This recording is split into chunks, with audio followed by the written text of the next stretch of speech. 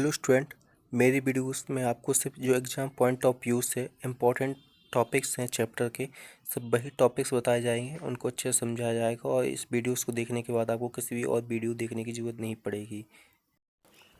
Second chapter काफ़ी बड़ा होने की वजह से इसको 3 पार्ट में डिवाइड करेंगे, क्योंकि अगर एक ही वीडियो बनाते हैं तो काफ़ी लॉन्ग वीडियो हो जाती है और अपलोड करने में फिर प्रॉब्लम आने लगती है। तो आइए स्टार्ट करते हैं। ध्रुव गतो धातु से यत प्रत्यय लगाने पर द्रव शब्द बनता है। ठीक है, ये श्लोक अब इसकी व्युत्पत्ति ये आपको इससे अच्छे से याद होना चाहिए। और द्रवति गच्छति परिणामिति द्रवम, ये श्लोक आपको याद होना चाहिए। इसका अर्थ होता है वह पदार्थ जो परिणाम को प्राप्त होता है अथवा संयोग विभाग को प्राप्त होता है द्रव कहलाता है। इसका अर्थ होता है द्रवित होना या प्रभावित होना। इस संसार की गति ऐसी है कि सभी पदार्थ उत्पन्न होते हैं, कुछ समय तक टिकते हैं, फिर वह नष्ट हो जाते हैं। पदार्थों के उत्पन्न और नष्ट होने की वह प्रक्रिया सतत अपनी गति से प्रभावित होती रहती है, चलती रहती है। यही परिणाम कहलाता है कि पदार्थ का उत्पन्न होना और नष्ट हो जाना, ये परिणाम कहलाता है पदार्थ के लिए। अब द्रव का लक्षण के लिए आपको इस सेकंड श्लोक याद होना चाहिए अच्छे से, अर्थात बेसिक इनमें तीन में से कोई भी याद होना चाहिए, लेकिन सेकंड श्लोक ज़्यादा अच्छा है। अर्थात द्रव वह नित्य भाव पदार्थ है जो क्रिया और गुण का आधार तथा अन्य द्रवों का समवायी कारण होता है। इस परिभाषा के अनुसार द्रव की निम्न विशेषताएं प्रकट होती हैं।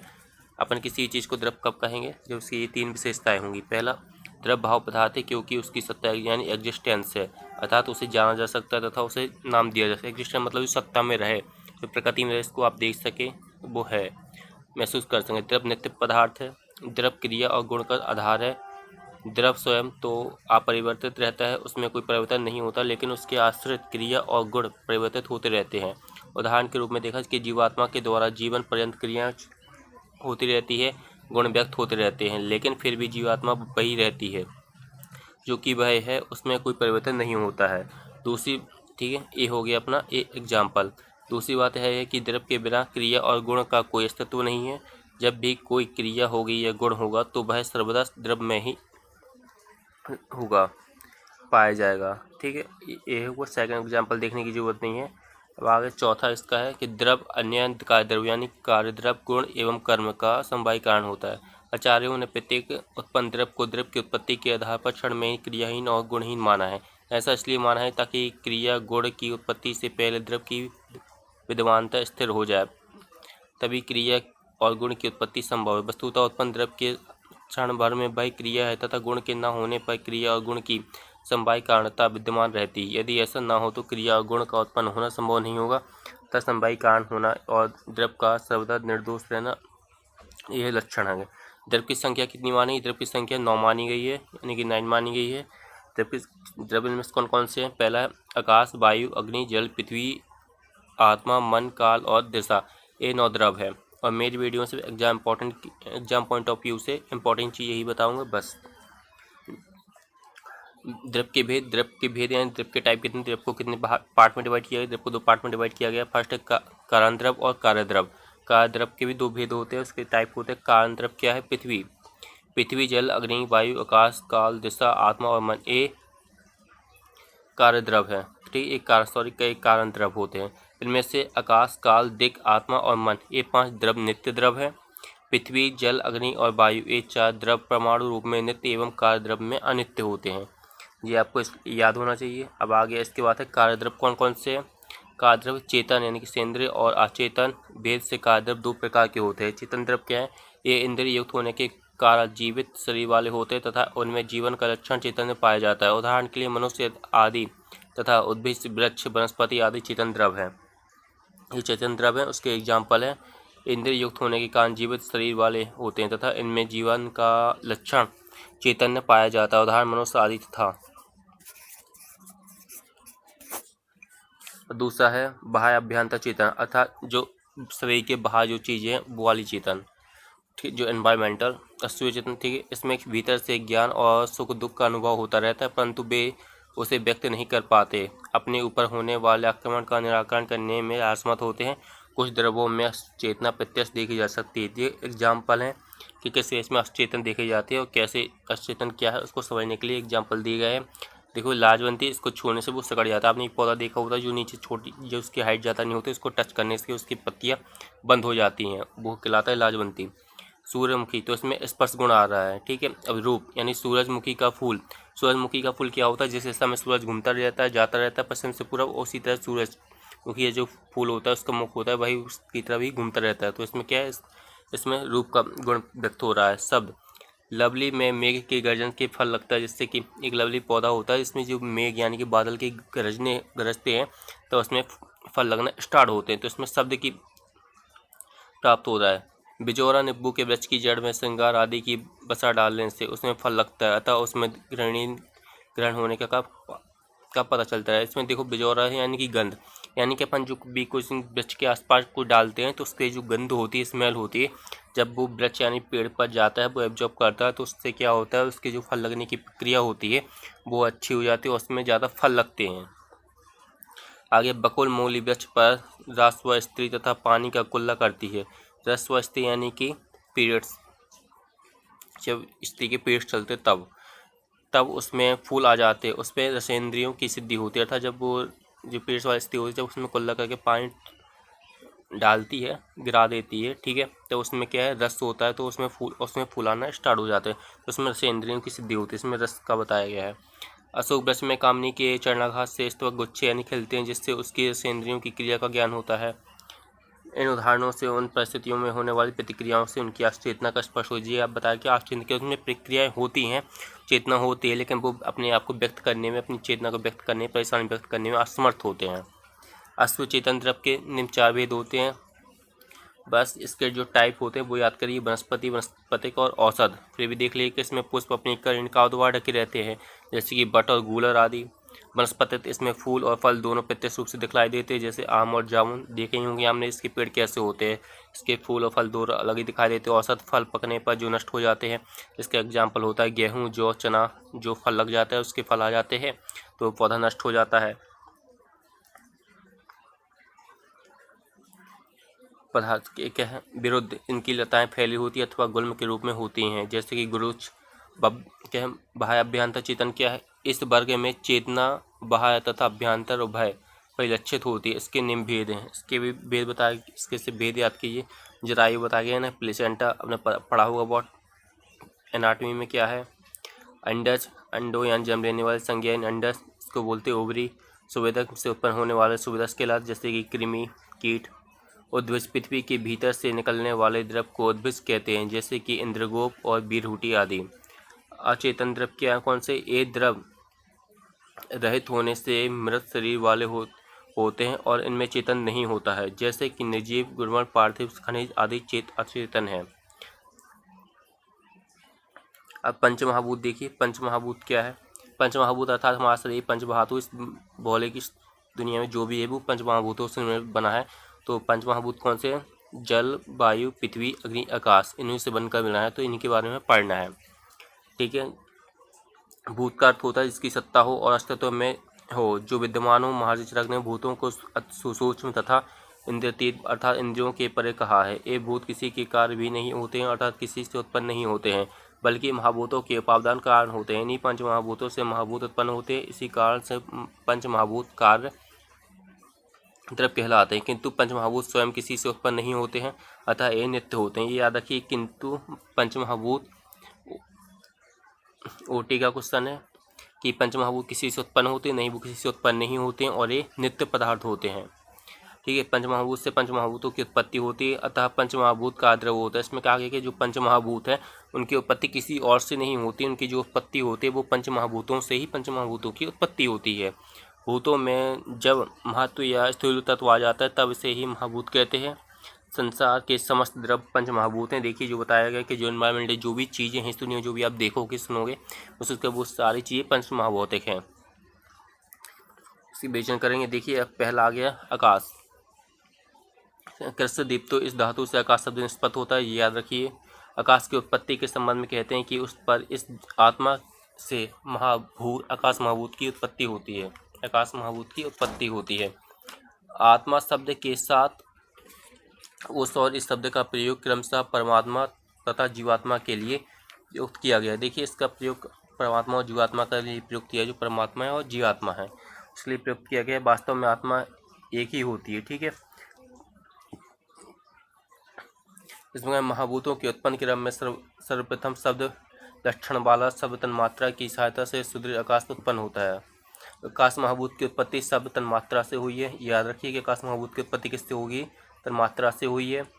शब्द आदि पंच तन्मात्राएं अहंकार से उत्पन्न होती हैं और यह अहंकार आत्मा या परमात्मा से उत्पन्न होता है। आत्मा में अहंकार या इच्छा की उत्पत्ति से ही संपूर्ण सृष्टि की उत्पत्ति होती है, ऐसा कहा गया है। देखिए ये आगे क्लियर हो गया।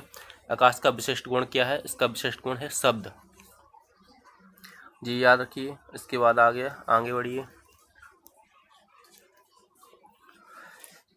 इसमें बताया गया कि आकाश के जो गुण हैं कितने बताए गए? आकाश के 6 गुण बताए गए। कौन कौन से? शब्द, संज्ञा, परिणाम, पृथक, संयोग और विभाग। ये 6 गुण बताए गए। आकाश के 6 गुण आपको याद होने चाहिए।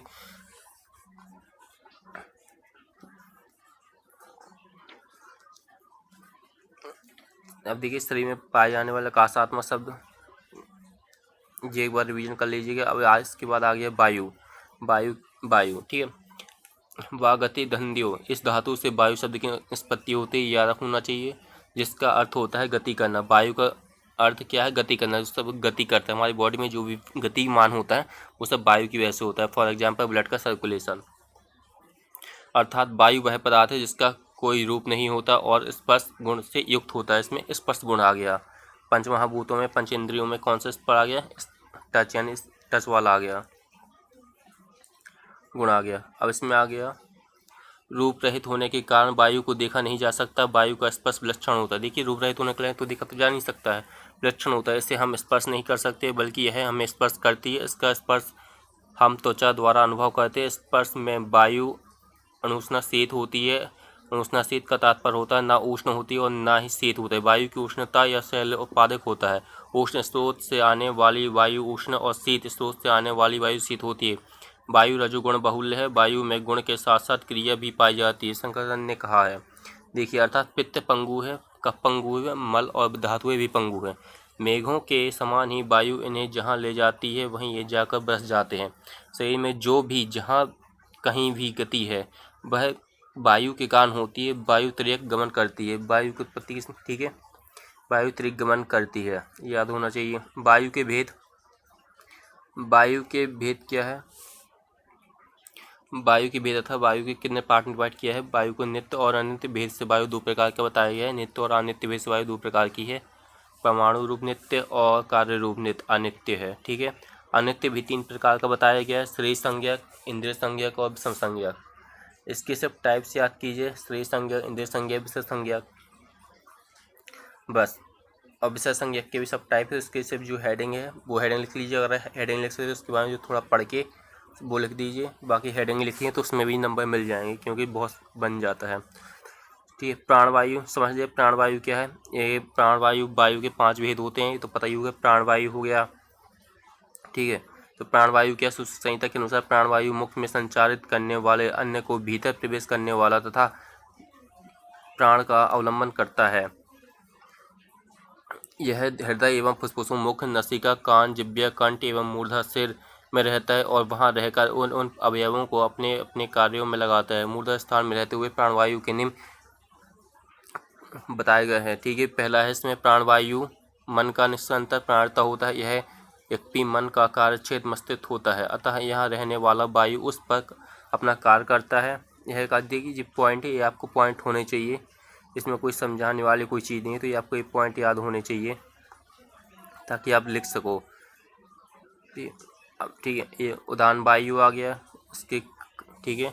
उदान वायु क्या है? वाणी की प्रवृत्ति करना निष्फलता इस वायु का मुख्य कर्म है। इसमें देखिए वायु का कर्म क्या बताया गया है? वाणी की प्रवृत्ति करना या निकलना इस वायु का प्रमुख कर्म है। ये है उदान वायु का एक कर्म बताया गया जी, आपको अच्छे से याद होना चाहिए उदान वायु का कर्म। अब ब्यान वायु आ गई। ब्यान वायु, तो इस ब्यान वायु का भी कर्म आपको अच्छे से याद होना चाहिए। ब्यान वायु क्या है? ब्यान वायु और उसका कर्म, यह हृदय में विशेष रूप से गतिशील रहता है। तो इसका स्थान पता चल गया है, हृदय में विशेष रूप से रहता है।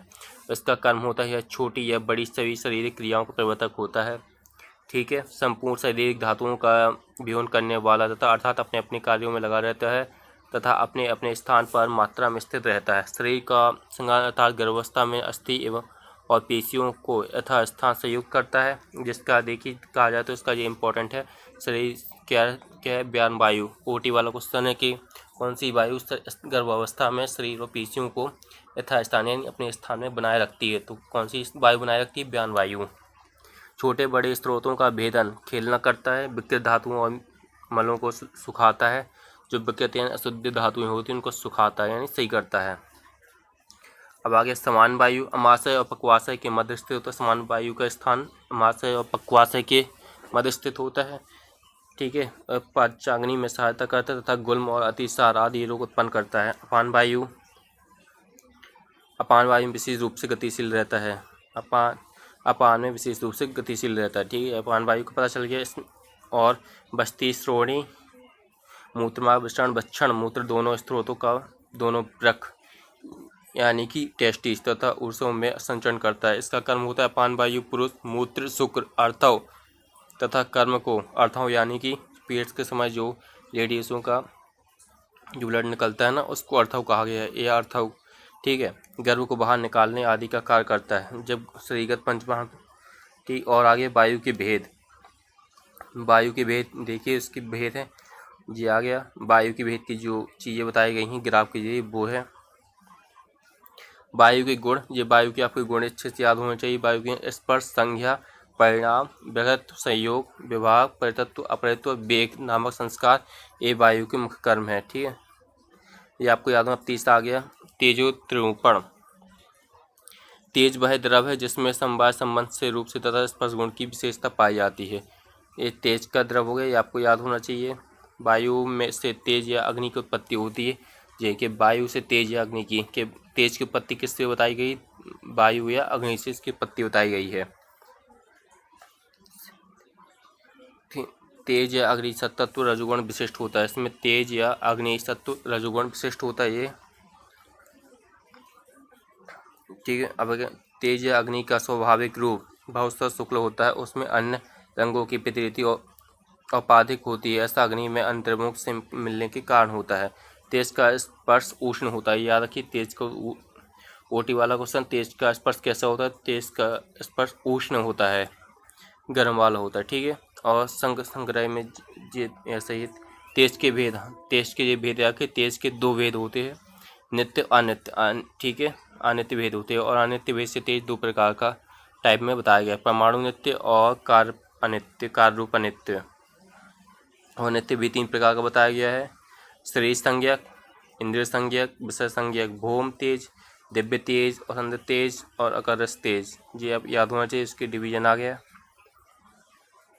तेज के गुण ये तेज के गुण आपको 11 गुण है। तेज के पूरे गुण याद होने चाहिए। पूछ लिए जाते हैं रूप स्पर्श संज्ञा परिणाम प्रगत संयोग विभाग परितत्व अपद। जिसके भी तेज गुण है सारों के तेज गुण ही सेम है ऑलमोस्ट। एक या दो का डिफरेंस है बस। जल निरूपण ठीक है। जल निरूपण आ गया। अब तीसरा क्या? जल की उत्पत्ति में अग्नि तत्व की सहायता से अपेक्षित है अतः अग्नि से जल की उत्पत्ति हुई है ऐसा कहा गया है। इसमें कहा गया कि जल से ही अग्नि की उत्पत्ति हुई अग्नि से ही जल की उत्पत्ति हुई है ये कहा गया है। ठीक है। अग्नि की उष्णता से प्रकृति में द्रवता उत्पन्न हुई है। यह लौकिक दृष्टांतों से भी स्पष्ट होता है क्योंकि देखा जाता है कि अग्नि के बिना द्रवता नहीं होती। सभी द्रवत्व सर्वत्व स्निग्ध धात्वी का मूल कारण जल तत्व ही है।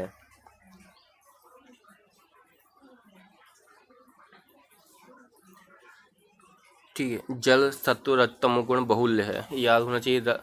जल कैसा है? सत्व और तमोगुण युक्त यानी कि बहुल है। इसमें इसकी मात्रा ज़्यादा होती है। इसमें कहा कि जल किसे कहते हैं? पता ही कि जल क्या है देखा है आपने। उसका कलर नहीं हो जिसमें रूप रस स्पर्श की विशेषता पाई जाए साथ ही उसमें द्रवतत्व और स्निग्धता हो। जल को देखा जा सकता है चखा जा सकता है और स्पर्श किया जा सकता है। इसका ज्ञान नेत्र जिह्वा और त्वचा इन तीनों इंद्रियों से प्राप्त होता है। इसका जल का क्या है? नेत्र द्वारा देखा जा सकता है जिह्वा टेस्ट किया जा सकता है त्वचा यानी स्पर्श किया जा सकता है। इन तीनों इंद्रियों से इसका प्राप्त किया जाए। द्रवत्व और स्निग्धता जल की सैद्धांतिक विशेषताएं। जल का विशेष गुण रस है जो जल के अतिरिक्त और किसी द्रव में नहीं पाया जाता है। याद होना तो जल की उत्पत्ति माननी चाहिए। ठीक है। जल का वर्ण शुक्ल रस मधुर और स्पर्श शीतल होता है। इसका वर्ण कैसा? शुक्ल होता है रस मधुर होता है यानी कि मीठा होता है स्पर्श यानी शीतल यानी ठंडक देने वाला होता है। जल में यदि अन्य वर्ण की प्रतीति हो तो मानना चाहिए कि भाई जल शुद्ध नहीं है। जल में कुछ और दिख रहा होता है ना, गंदा पानी हो गया, उसका कलर भी चेंज हो गया, तो वो जल शुद्ध नहीं मानना चाहिए। वो जल शुद्ध नहीं होता है, खराब होता है, वो पीने के योग्य नहीं होता है। अब आगे ठीक है, अब जल के भेद, जल पता चल गया क्या है। अब जल के भेद क्या है, जल के भेद भी में 3 बताया गया। नित्य और अनित्य भेद से जल 2 प्रकार का होता है, ठीक है, परमाणु नित्य और कार्य रूप नित्य। अनित्य भी 3 प्रकार का बताया गया है। इसके जो जितनी पंचमहाभूतों के भेद हैं, टाइप्स हैं, ठीक है, वो भी सब अलग ही, उनके जो टाइप्स हैं सेम चीज़ है, बस उनके बारे में अलग अलग लिखना है आपको। अगर आप लिख सकते हो सेम चीज़, हेडिंग सेम है, उसके बारे में थोड़ा थोड़ा लिखना है, वो लिख सकते हैं। शरीर संज्ञक क्या है, शुद्ध जलीय जल के बारे में, शुद्ध जल कैसा होता है, शरीर अनुजय होता है, यह ब्रह्मलोक में पाया जाता है। इंद्रिय संज्ञक जल की प्रधानता से निर्मित इंद्रिय रसेंद्रिय वह यह जिह्वा के अग्रभाग में रहती है और जल के प्रधान गुण रस को ग्रहण करती है। अर्थात जो जल का टेस्ट करती है वो कहाँ, जो टंग होती है, टंग के का जो अग्रभाग होता है वहाँ पे रहती है, उसका जल टेस्ट करता है, वहाँ से हमें पता चलता है जल का टेस्ट। और विषम संज्ञक क्या है, नदी समुद्र कूप झरने आदि जल के जो स्रोत है वो विषम संज्ञक हैं। अब जल के गुण कितने बताए गए, जल के गुण 14 बताए गए हैं। रूप, रस, स्पर्श, द्रवत्व, संख्या, परिणाम, प्रकृत्व, संयोग, विभाग, परितत्व, अपरिवर्त्य, स्नेह, गुरुत्व और संस्कार जल के गुण बताए गए हैं, ठीक है। अब आगे पृथ्वी निरूपण। पृथ्वी की उत्पत्ति के संबंध में कहा गया है, क्रमशः जल से गंध गुण वाली पृथ्वी की उत्पत्ति हुई है। क्रमशः जल से गंध गुण वाली पृथ्वी की उत्पत्ति हुई है, ठीक है। जल के रस गुण वाली पृथ्वी की उत्पत्ति, जल का जो फैन होता है वह कठिन होकर पृथ्वी हो गया है, ऐसा वृद्धा यानी में कहा गया था। जो जैसे कि एग्जाम्पल, जैसे अपन दूध को बॉयल करते हैं ना, मिल्क बॉयल करते हैं, तो उसके ऊपर सफ़ेद सफ़ेद झाग आ जाता है। वो जब सूख जाता है, अलग अलग देर, तो वो क्या है, सॉलिड हो जाता है, थोड़ा हल्का सा कठोर पड़ जाता है। सेम वैसी चीज़ जल के लिए कहा गया, तो उसी चीज़ से जल रहता है, उसके ऊपर जो उसका जो झाग बनता है उसी चीज़ से वो पृथ्वी बनी गई हुई है। पृथ्वी के लक्षण के संबंध में कहा गया है, पृथ्वी में रूप, रस, गंध और स्पर्श की विशेषता पाई जाती है। इसको आप रूप देख सकते हैं, रस का टेस्ट कर सकते हैं, गंध आती है, स्पर्श भी कर सकते कही जाती है। कहने का तात्पर्य है कि पृथ्वी को नेत्र द्वारा देखा जा सकता है और त्वचा द्वारा स्पर्श किया जा सकता है। उपयुक्त चारों गुणों में पृथ्वी का विशेष गुण गंध माना गया है। पृथ्वी का विशेष गुण क्या माना गया है, पृथ्वी का विशेष गुण गंध को माना गया है। यह गुण पृथ्वी के अतिरिक्त अन्य किसी भी द्रव में नहीं मिलता है, ये भी याद रखना चाहिए। यदि मिलता भी है तो समझना चाहिए कि वह पृथ्वी तत्व है। अगर ऐसा गुण किसी और मिलता है तो उसमें क्या है कि पृथ्वी तत्व है। शुद्ध जल गंधहीन होता है, उसकी कोई जल क्या कोई जो वाटर होता है उसकी भी कोई भी स्मेल नहीं होती है। यदि उसमें किसी प्रकार की गंध मिली हो तो उसमें सही पृथ्वी तत्व होता है, ऐसा समझना चाहिए। अब पृथ्वी के भेद, शरीर संज्ञक जो भोग या समाधान जिसके द्वारा आत्मा सुख दुख आदि का भोग करता है उसे शरीर कहते हैं। यह शरीर की यूनिज और यूनिज भेद से 2 प्रकार का बताया गया है। यूनिज भेद से शरीर की उत्पत्ति रज और वीर के सहयोग से होती है। गर्भाशय रज यदि बीज समझ गया, ओवरी जो ओवम निकलता है और वीर यानी कि स्पर्म निकलता है, उससे शरीर की उत्पत्ति होने, जिससे जो रज और वीर से ना बनाओ उसको कहते हैं अनुज शरीर, जिससे उसकी उत्पत्ति होती है। इसके भी भेद आ गया है। अनुज शरीर के 3 भेद होते हैं, सुवेदस उद्देश्य, ठीक है, इसका है गूलस उद्देश्य का है। एग्जाम्पल है वनस्पति, आदृष्ट विशेष अन्य का है स्वतः उत्पन्न होने वाले जीव, जो स्वतः उत्पन्न हो जाते हैं उनको किसी भी माध्यम की जरूरत नहीं होती है।